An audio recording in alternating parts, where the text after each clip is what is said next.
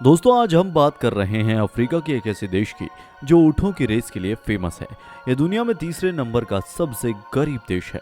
शाम को 7 बजे के बाद यहाँ की सड़कें संगीन हो जाती हैं। सड़कों पर निकलना अपने आप को मुसीबत में डालने के बराबर है, क्योंकि यहाँ का क्राइम रेट ज्यादा है। बढ़ती पॉपुलेशन यहाँ की एक समस्या है, क्योंकि यहाँ एक महिला के कम से कम 5 बच्चे होते हैं। 80% आबादी गरीब होने के बावजूद इस देश के टूरिस्ट के लिए बहुत कुछ है। बने रहिएगा हमारे साथ आखिरी तक। चलते हैं डिजिटली चार्ट। कभी यहाँ पर फ्रांस का कब्जा हुआ करता था, लेकिन 11 अगस्त 1960 को चार्ट ने फ्रांस से आज़ादी हासिल की थी। यहाँ की राजधानी बनी अंजुमना। ये देश कुल छोटे छोटे 22 स्टेट में डिवाइडेड है। यह एक लैंडलॉक्ड कंट्री है। इसके पूर्व में सूडान और पश्चिम में नाइजीरिया और कैमरून है, जबकि उत्तर में लीबिया, दक्षिण में अफ्रीका गणराज्य। जियोलॉजिकल पॉइंट ऑफ व्यू से देखें तो यह 3 प्रांतों में बटा हुआ है। इसके नॉर्थ का हिस्सा रेगिस्तानी है, बीच का हिस्सा साहिल है और दक्षिण का भाग सवाना है। ऑफिशियली यहाँ पर फ्रेंच और अरबी भाषा बोली जाती है। इसका ऑफिशियली नेम रिपब्लिक ऑफ चाड है। यहाँ का राष्ट्रवाक्य है United tribals progress, unity work progress. इस देश के नेशनल फ्लैग में नीली, पीली और लाल रंग की 3 पट्टियां हैं। इसका ध्वज फ्रांस के झंडे से मिलता जुलता है। चाड के राष्ट्रीय चिन्ह में शेरों की आकृति बनी हुई है। बात करें अगर चाड देश के टोटल लैंड एरिया की, तो यह है 12,84,000 स्क्वायर किलोमीटर। क्षेत्रफल के हिसाब से यह देश दुनिया में 20वें नंबर पर आता है, लेकिन इसके टोटल लैंड एरिया का 33% हिस्सा सहारा डेजर्ट का पार्ट है। यहाँ की पॉपुलेशन 1,69,00,000 है और वर्ल्ड पॉपुलेशन इंडेक्स के अकॉर्डिंग यह देश दुनिया में 70वें नंबर पर आता है। यहाँ की ज्यादातर आबादी इस्लाम को फॉलो करती है। यहाँ की आबादी के 52% लोग इस्लाम को मानने वाले हैं, 44% ईसाई धर्म को मानते हैं, 3% लोग नास्तिक हैं और बाकी दूसरे धर्मों को मानने वाले लोग यहाँ रहते हैं। बहुत ही गरीब देश होने के चलते यहाँ महिलाओं की स्थितियां भी बड़ी खराब हैं। पढ़ाई लिखाई का स्तर बहुत कम है। ऐसा लगता है जैसे यहाँ पर महिलाओं को सेक्स और बच्चे पैदा करने के लिए इस्तेमाल किया जाता है। यहाँ पर 18 साल की होते होते 2/3 से ज्यादा लड़कियों की शादी हो जाती है। एक आदमी कई सारी पत्नियां रख सकता है, बशर्ते उसकी जेब में अच्छा पैसा होना चाहिए। यहाँ पढ़ने लिखने की आज़ादी तो हो सकती है, मगर सुविधाएं नहीं है, और सुविधाओं के ना होने पर महिलाएं आर्थिक रूप से भी जीवन भर गुलाम बनी रहती हैं। यहाँ की रूरल आबादी 80% है और वह भी खेतीबाड़ी पर डिपेंडेंट है। इस देश की HDI रेटिंग यानी ह्यूमन डेवलपमेंट इंडेक्स 3 है। इसका मतलब है दुनिया में ह्यूमन डेवलपमेंट के मामले में चाड तीसरे नंबर पर है। Forbes.com के अनुसार यह दुनिया का 7वां सबसे गरीब देश है। एवरेज पर पर्सन इनकम की बात करें तो यहाँ का हर आदमी दिन में केवल 70 रुपए कमाता है। यहाँ पर लिटरेसी रेट बहुत कम है और कम पढ़े लिखे लोग होने की वजह से यहाँ गरीबी भी है। आज की डेट में पढ़ाई लिखाई के बिना डेवलपमेंट पॉसिबल नहीं है। यह प्रॉब्लम केवल इतनी ही नहीं है, पड़ोसी देश सूडान से भी 2.5 लाख लोग रिफ्यूजी के तौर पर यहाँ आकर रह रहे हैं। चाड में 23,600 लोगों के ऊपर एक डॉक्टर है। इससे आप यहाँ के मेडिकल सिस्टम के बारे में समझ सकते हैं। चाड में डिलीवरी के लिए अस्पताल जाने वाली महिलाओं में डेथ रेशो 1 लाख में 1100 का है। यहाँ डॉक्टरों की काफी कमी है। जरूरत पड़ने पर लोगों को चिकित्सा सुविधा नहीं मिल पाती। चाड देश के खान पीन की बात करें तो चाड के उत्तरी हिस्से में रहने वाले लोग मक्के की रोटी पसंद करते हैं, जबकि दक्षिणी हिस्से में रहने वाले लोग बाजरे से बनी रोटियां खाते हैं।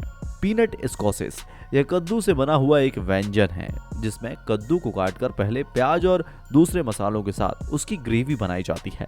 इसके बाद इसमें पीनट्स और कद्दू के टुकड़े मिलाए जाते हैं। इसके अलावा फलों का रस यहाँ मुख्य रूप से पिया जाता है। वैसे तो यहाँ पर तेल, टेक्सटाइल, बियर, साबुन जैसे आइटम प्रोड्यूस और एक्सपोर्ट किए जाते हैं, लेकिन इस देश की इकोनॉमी क्रूड ऑयल के बिजनेस पर डिपेंड रहती है। यहाँ क्रूड ऑयल काफी मात्रा में पाया जाता है और उसे यहाँ से एक्सपोर्ट किया जाता है। यहाँ गोल्ड और यूरेनियम के भी भंडार हैं, लेकिन सरकार इतनी कैपेबल नहीं है कि जमीन के भीतर से गोल्ड और यूरेनियम को निकाल दे। यहाँ के लोग अपने नेचुरल रिसोर्सेज को प्रॉपर तरीके से यूटिलाइज नहीं कर पा रहे हैं। अब इसे आप क्या कहेंगे? धन का भंडार होते हुए भी चांद के लोग इसे इस्तेमाल नहीं कर पा रहे हैं। भ्रष्टाचार के मामले में यह देश बहुत आगे है और भ्रष्टाचार हर सिस्टम को लाचार कर देता है।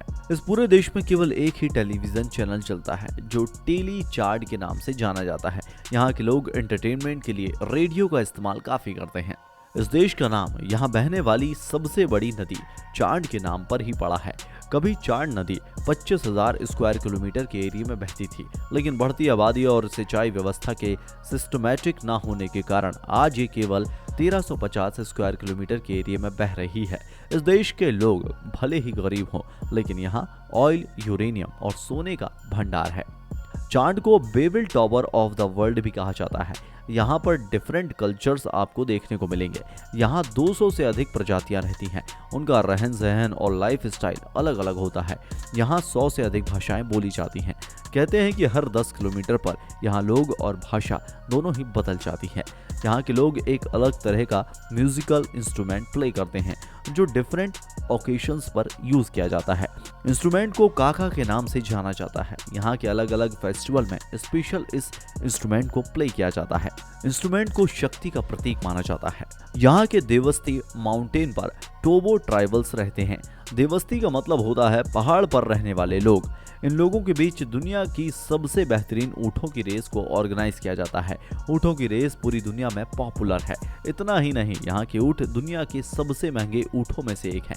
यहाँ एक एक ऊँट लाखों रुपए में बिकता है। अगर आप इस देश में घूमने के लिए जाना चाह रहे हैं तो एक आदमी का 7 दिन का खर्चा लगभग 70,000 आएगा। यहाँ आने का सबसे अच्छा समय अगस्त से दिसंबर तक का है, क्योंकि उस वक्त यहाँ की झीलों में काफी पानी होता है और इससे आप यहाँ मगरमच्छ और हिप्पो को भी आसानी से देख सकते हैं।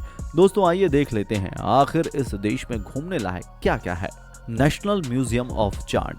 चांद देश की राजधानी में मौजूद यह नेशनल म्यूजियम साल 1962 में बनवाया गया था। यहाँ इस देश के ऐतिहासिक धरोहर रखी हुई हैं, जिन्हें देखकर आप इस देश की हिस्ट्री के बारे में जान सकते हैं। इसके अलावा यहाँ आपको हड्डियों से बने हुए औजार भी नजर आ जाएंगे। Lakes of Ounianga. यह झील काफी खूबसूरत है। यह 18 अलग अलग झीलों से मिलकर बनी है। इनकी खासियत यह है कि यहाँ का पानी अलग अलग रंगों में नजर आता है। हालांकि ऐसा यहाँ पानी में मौजूद केमिकल की वजह से होता है, लेकिन देखने में बहुत खूबसूरत होता है। इन झीलों की इसी खूबसूरती की वजह से यूनेस्को ने इसे वर्ल्ड हेरिटेज साइट के तौर पर घोषित किया हुआ है। जकोमा नेशनल पार्क। 1963 में इसे एक नेशनल पार्क घोषित किया गया। यह 1158 स्क्वायर किलोमीटर में फैला हुआ है और यह यहाँ का सबसे पुराना नेशनल पार्क है। अगर आपको काले रंग का राइनो देखना है तो यहाँ जरूर आइएगा।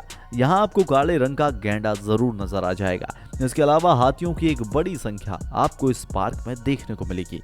यहाँ हाथियों की संख्या लगभग 4000 से ज्यादा है। टिंगा कैंप। यहाँ की टिंगा नदी के किनारे इमली के पेड़ लगे हुए हैं और इमली के पेड़ों के पास ही लकड़ी के एक कैंप बने हुए हैं जो बहुत ही अट्रैक्टिव हैं। यहाँ से चांद की नेचुरल ब्यूटी और भी अट्रैक्टिव नजर आती है। इस तरह से यहाँ कुल 20 कैंप बने हुए हैं और इन कैंपों के आसपास आपको खूबसूरत जंगली जानवरों के नज़ारे भी देखने मिल जाएंगे। तो दोस्तों यह थी चांद देश के बारे में कुछ जानकारी। हमें यकीन है कि आपको वीडियो पसंद आया होगा। वीडियो पर आपकी राय का हमें इंतजार रहेगा। फिर मिलते हैं एक नई वीडियो में। तब तक के लिए अपना ख्याल रखें और अपनों का ख्याल रखें। जय हिंद, जय भारत, वंदे मातरम।